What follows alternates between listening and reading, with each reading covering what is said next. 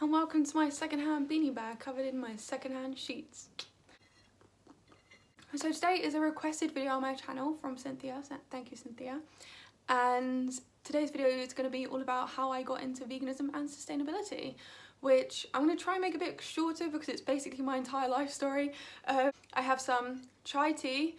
I don't know why I always tell you what kind of tea I'm drinking, but I'm drinking chai tea with oat milk. I'll take the spoon out because I know it's annoying. So essentially, I have always wanted to be a scientist my entire life. When I was a child, I wanted to be a marine biologist, and then I realised that in order to be a marine biologist, you had to cut up animals and you had to dive in deep water, and I'm terrified of deep water and I don't want to cut up animals. In fact, when I was 11 years old, I stopped eating fish, and I haven't eaten fish since I was 11. I'm now 24 and a half years old. So yeah, I haven't eaten fish in a very long time. And then when I was about 12, 13, I'd started my middle school from my primary school, and I had to start getting the bus to school. And the bus stop was right next to my house, but I lived next to a butcher's, so the bus stop was like at the butcher's.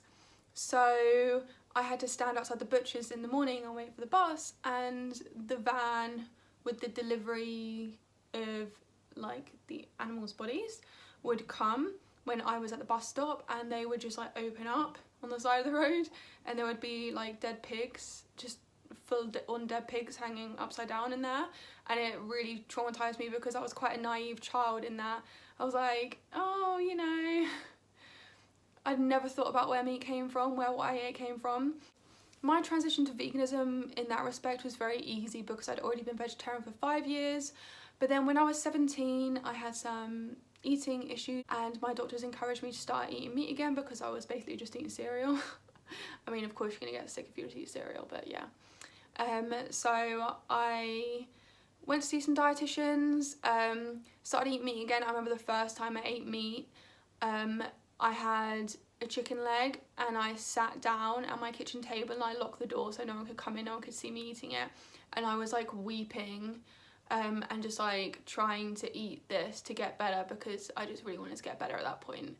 And I didn't question what my doctors told me. So it was really, really hard for me. I was kind of on and off vegetarian when I was 17 for about 2 years until I discovered veganism, and then I essentially practiced veganism for about 6 months in the run-up to my now I'm officially vegan kind of date. On the 31st of December 2015, I went vegan, and I've never looked back, and it's been the best thing I've ever done.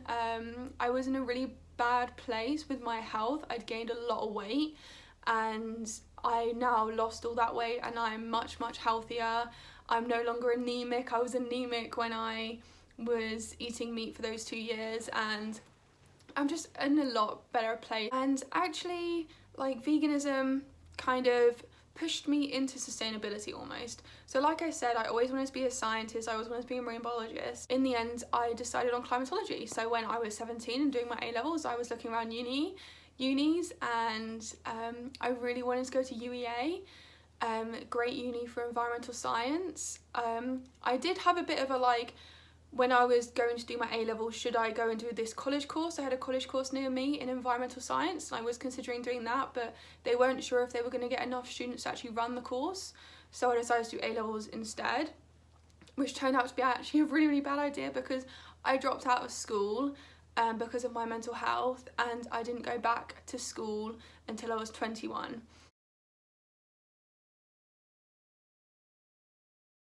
So in September, I started at Bournemouth University doing environmental science, and yeah, it's great so far, I guess. And I've had the opportunity to be a lot more involved in my university, even in COVID, like being on a committee for the Vegetarian Society, and you know, I am having the opportunity to actually do my placement at my university with some research students, and it's really great. I'm having the opportunities that I never thought I would get. So my dream from university, the whole reason I went back to school, is because I would like to go into academia. I would like to become a climatologist. I want to become a climate scientist. My dream is to work with ice. I think ice is fascinating. I'm obsessed with ice. I'm obsessed with the planet. I'm obsessed with science. I would like to go to Antarctica and drill ice cores. Ice cores are a fantastic way to tell us things all about past climates. You can go back 10,000 years and you get a ice core, it's got a little air bubble and you're like, oh, right. So at that point in time, the atmosphere was 20% nitrogen. And you can find out all about the climate and the atmosphere and what the Earth system was like at that period in time. And I just think that's incredible. People say time travel isn't real. For scientists, bitch, time travel is real. My sustainability journey started with my passion for science and for the environment, and through veganism I found the low waste movement and the zero waste movement, and I just like went full on. I absolutely fell in love with it.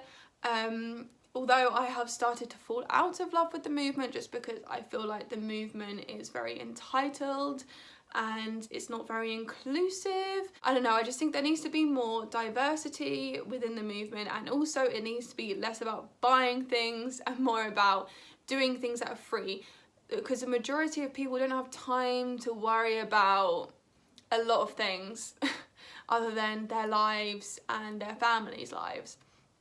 And I think it's important to remember that living low waste doesn't necessarily mean that you have to have loads of money. I just want to show that living sustainably can be affordable and can actually be easier than not living sustainably, especially with things that you kind of make yourself, things that are really easy to make yourself. And that's kind of my goal with sustainability and this movement as such. I would really appreciate any more video suggestions from you guys, because I recently deleted my Instagram because I just find it a very toxic platform. Yeah, so that's essentially how I got into sustainability. Quite long-winded, I know. I just kind of fell into it. But I must say, it's the best thing that's ever happened to me. But yeah, thank you so much for watching this video. I really hope you enjoyed it. Like I said, comment down below any other videos you want me to make, anything more you want to know about me. In fact, it could be quite cool to do like a bit of a Q&A. So if on this video, if once we get enough questions in the comments, then I can make a whole video answering all of your questions about me, about sustainability, about environmental science. So if you enjoyed this video, please give it a thumbs up, comment down below any more videos you want to see from me, subscribe if you haven't already, and I'll see you in the next one. Bye.